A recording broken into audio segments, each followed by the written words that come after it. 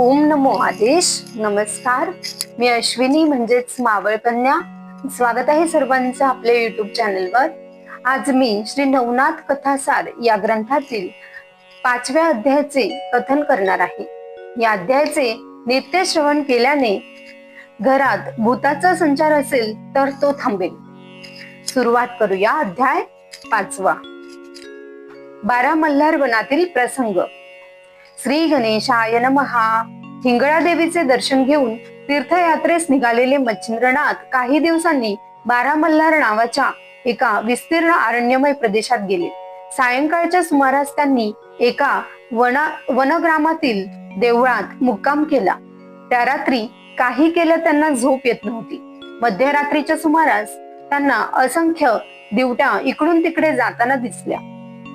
ते पाहून त्यांना मोठे आश्चर्य वाटले. त्यांनी उठून पाहिले तेव्हा ती भूतावळा असल्याचे त्यांच्या लक्षात आले. या भूतांना आपण वश करून घेतले तर आपल्या कार्यामध्ये यांचाही काहीतरी उपयोग होऊ शकतो असा विचार करून त्यांनी हिंगळा देवीकडून मिळालेल्या स्पर्शास्त्राचा त्यांच्यावर प्रयोग केला. त्यामुळे ती सर्व भूते जागच्या जागी खिळून राहिली. त्यांना काही हालचाल करता येईना. त्या सर्व भूतांचा वेताळाच्या भेटीस जाण्याचा नित्यनेम होता.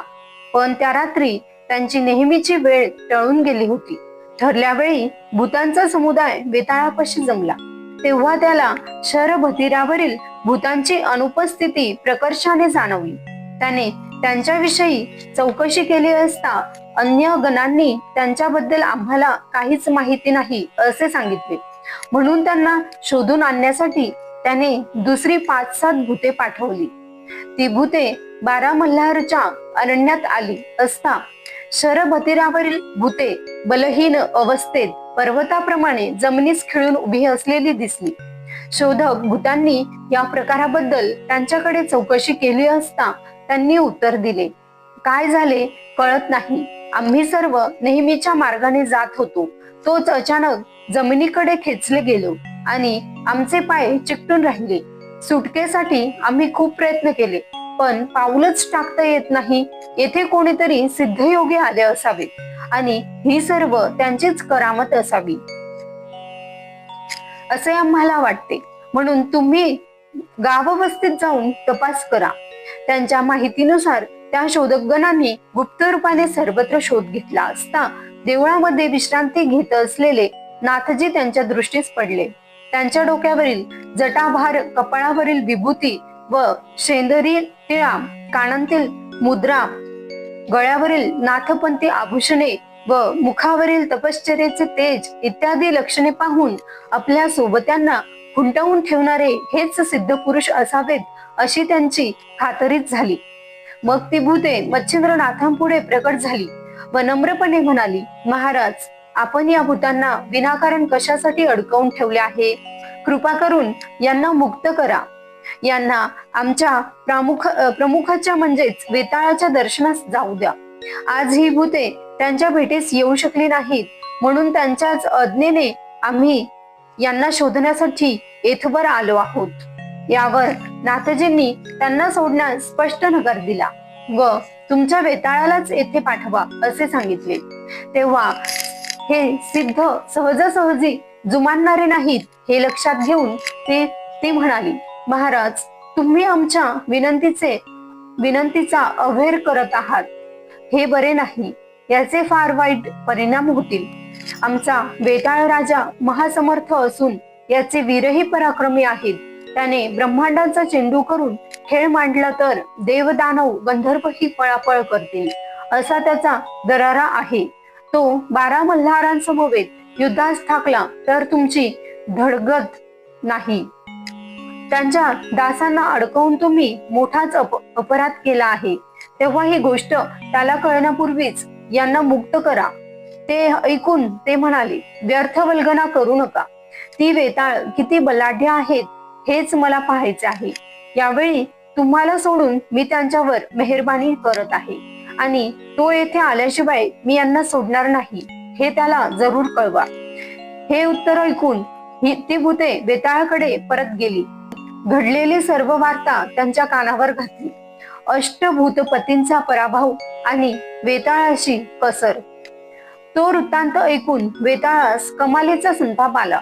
त्याने आपल्या मानकरांना धाडून भूतांच्या 8ही महापीठांच्या अधिकाऱ्यांना आपल्या फौजेसह त्वरेने उपस्थित होण्यास सांगितले. त्यांच्या आज्ञेनुसार महमदा, आग्यावेताळ, महिषासूर, धुळोवान, बाबर, झोटिंग, मुंजा असे नाना वीर आपापल्या फौज फाट्यासह कोटी संख्येने हजर झाले. वेताळाने सर्व हकीकत सांगून त्यांना युद्धासाठी निघण्याचे आदेश दिले. त्याबरोबर भूतांची ती प्रचंड सेना गगनभेदी गर्जना करत त्या भयान रात्री मच्छिंद्रांच्या रोखाने निघाली. त्यावेळी वेताळाला भूतगणांसह येताना पाहून नाथांनी हातामध्ये भस्म घेतले आणि त्यावर सर्व मंत्र देवतांची स्थापना करून ते भारून ठेवले. वज्रास्त्र मंत्राचा जप करून स्वतः भोवती एक वर्तुळ काढले आणि आपल्या मस्तकावरही वज्रशक्ती निर्माण केली. त्यामुळे आक्रमक झालेल्या भूतांना त्यांच्यापाशी जाता येईना. त्यांनी केलेली प्रचंड शरवृष्टी ही कुचकामी ठरली. ते पाहून भूतांच्या 8ही प्रमुखांनी अत्यंत विशाल रूपे धारण करून नाथांवर मोठाले वृक्ष फेकले, पण त्यांना काहीही झाले नाही. ते सर्व वृक्ष त्यांच्या मंत्रशक्तीमुळे पर्वता माथ्यावर फेकले गेले. तेव्हा त्यांनी त्यांच्या अंगावर सुकी लाकडे आणि वाळक्या गवताचा वर्षाव करून त्या ढिगास आग लावली.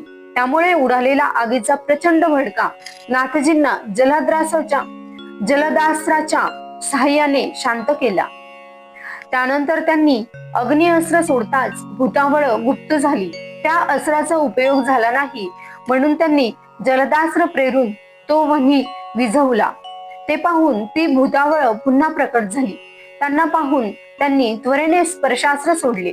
त्यामुळे ते सर्व भूतगण भूमीला चिकटले. त्यांच्या अष्टनायकांवर मात्र त्याचा परिणाम झाला नाही. त्यांनी वारंवार चाल केली, पण नाथाभोवती अस्त्राचे कवच असल्याने त्यांचे प्रयत्न फोल ठरले. ते अपयश पाहून वेताळाने त्यांचे वज्रास्त्रच गिळून टाकले. ते पाहून नाथांनी त्यांच्यावर वासवी शक्ती सोडली. वेताळ आणि त्या शक्तीमध्ये प्रचंड रणधुमाळी माजली. तेवढ्यात अष्टभूतपती त्यांना जेरबंद करण्याचा प्रयत्न करू लागले. त्यांची चलाखी पाहून त्यांनी पुन्हा वज्रास्त्र सिद्ध केले आणि दानवास्त्र जपून मधु, तिल, कुंभकर्ण, मरु, मालिमल, वाळजेठी, मुचकुंद आणि त्रिपुर असे 8 महाबलाढ्य राक्षस निर्माण केले. ते प्रत्येक भूतपतीला भिडले. ते द्वंद्व दिवसभर चालू होते. त्या युद्धात सर्व भूतनायक जर्जर होऊन मूर्छित पडले. तसे दानव अदृश्य झाले. तिकडे वेताळ वासवास्त्राला भिडला होता, पण त्या शक्तीने त्यांच्या छातीवर आघात करून त्याला मूर्छित केले. ते पाहून नाथजींनी वासवास्त्र आवरून घेतले. सावध होताच त्या सर्व भूतपतींनी त्यांच्यावर पुन्हा चाल केली. तोच त्यांनी वाताकर्षण अस्त्र फेकले. त्यांच्या प्रभावाने त्यांच्या देहातील वायूचे आकर्षण होऊन त्यांचे सर्व अवयव आखडले. त्यामुळे देहाचे चलनबलन बंद पडून त्यांना प्राणांतिक यातना होऊ लागल्या.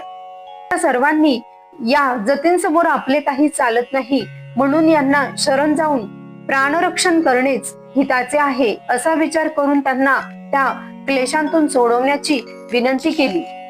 म्हणाले, हे प्रातःसूर्या, तुमच्याशी युद्ध करण्याचा मूर्खपणा करून आम्ही स्वतःवरच दुःख ओढवून घेतले. पण आता तुमचा मोठेपणा मान्य करून तुम्हाला शरण आलो आहोत. तेव्हा कृपा करून वैरभाव न धरता आमच्या जीविताचे रक्षण करा, अन्यथा आमचे मरण अटळ आहे. तुम्ही औदार्य दाखवून आम्हाला वाचवलेत तर आम्ही तुमची कीर्ती वाढवू. तुम्ही सांगाल ते काम करू आणि तुमचे दूत होऊन राहू. तरी आमच्या शब्दांवर विश्वास ठेवून आमच्यावर दया करा, आम्हाला वाचवा. त्यांची करुणावचने ऐकून मच्छिंद्रनाथांचे मन द्रवले. ते अष्टभूतपतींना म्हणाले, मी लोकांच्या कल्याणासाठी शाबरी विद्या हा काव्यमय मंत्र ग्रंथ रचला आहे. त्याला देवांप्रमाणेच तुम्हीही सहाय्य करावे. जे कोणी त्यातील मंत्रांचा पाठ करतील त्यांचा तो मंत्र तुम्ही सफल केला पाहिजे.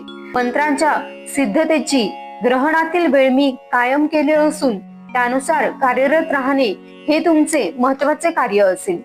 ते सर्वांनी मान्य केल्यावर त्यांनी त्या प्रत्येकाला साधन प्रयोगातील आपले उद्दिष्ट काय असेल तेही नीट समजावून सांगितले.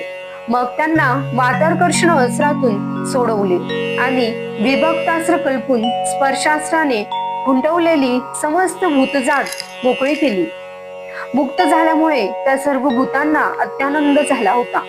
नाथांना नमस्कार करून ती त्यांच्या नावाचा जय जयकार करू लागली. त्यांनीही त्या सर्वांना कल्याणप्रद आशीर्वाद दिले. तेव्हा ते 8ही अधिपती आपल्या गणांना नीट बजावून म्हणाले, मच्छिंद्रनाथ हे आपले प्राणदाते आहे. त्यांनी लोकोपकारासाठी शाबरी विद्येवर कवित्व केले आहे. आम्ही त्यांना शब्द दिला आहे म्हणून त्यांनी दिलेल्या मंत्राचे पठण करणाऱ्यासह तुम्ही न चुकता सहाय्य केले पाहिजे. त्या पाठकाची कार्यसिद्धी व्हावी म्हणून तुम्ही नेहमी दक्ष राहा. या त्यांच्या आज्ञेला सर्व गणांनी उत्स्फूर्त मान्यता दिली. नाथजींनी त्या पिशाच्यांकडून आणखी काही अटी मान्य करून घेतल्या. या युद्ध प्रसंगाचे आख्यान जो संग्रही ठेवेल आणि वाचेल त्याला सहाय्य करावे. त्याला त्रास होऊ देऊ नये. त्यांच्यावरील संकटाचे निवारण करावे. त्यांच्या कार्यात विघ्न आणू नये व त्यांच्या घरात प्रवेश करू नये ही प्रमुख अट होती. याप्रमाणे त्यांची प्रत्येक गोष्ट मान्य करून ते असंख्य भूते, त्यांचे अधिपती व त्यांचा प्रमुख वेताळ या सर्वांनी त्यांना वंदन केले आणि त्यांची परवानगी घेऊन स्वस्थानी निघून गेले. अध्याय 5 समाप्त. ओम नमो आदेश.